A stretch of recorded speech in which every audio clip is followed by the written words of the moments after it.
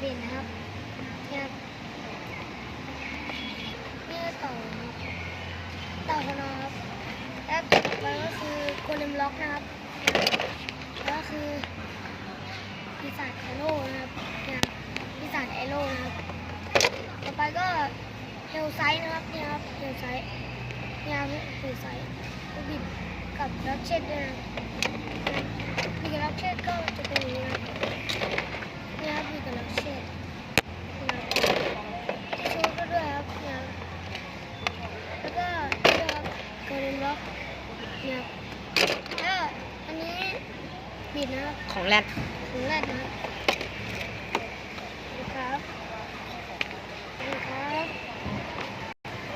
ถ้าผู้ติดตามถึง100จะมาแข่งเบเบกับพี่ชายนะครับ